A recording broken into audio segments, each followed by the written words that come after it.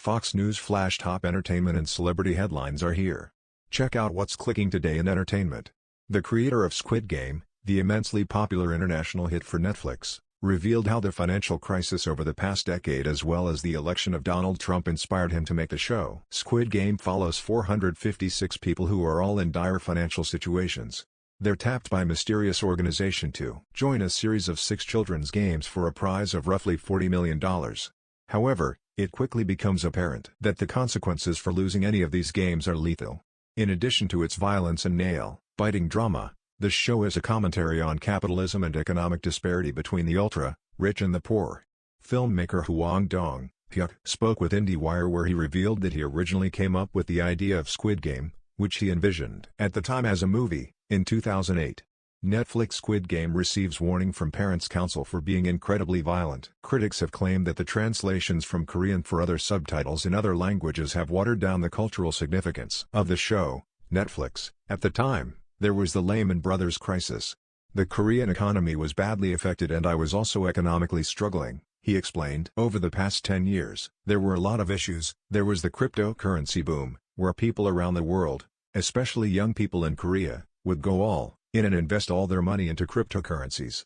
And there was the rise of IT giants like Facebook, Google, and in Korea, Darius Naver, and they are just restructuring our lives.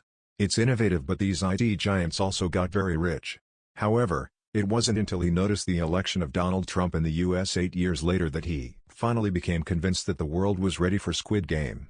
Squid Game viewers start Dalgona Candy Challenge on TikTok. Here's how you can make it at home, and then Donald Trump became the President of the United States and I think he kind of resembles one of the VIPs in the Squid Game, he explained.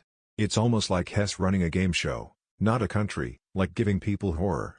After all these issues happened, I thought it was about time that this show goes out into the world.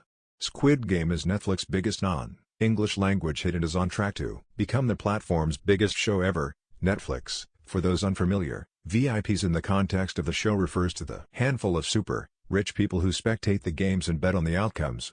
They wear masks to protect their anonymity as they are given extravagant VIP treatment by the people who run things.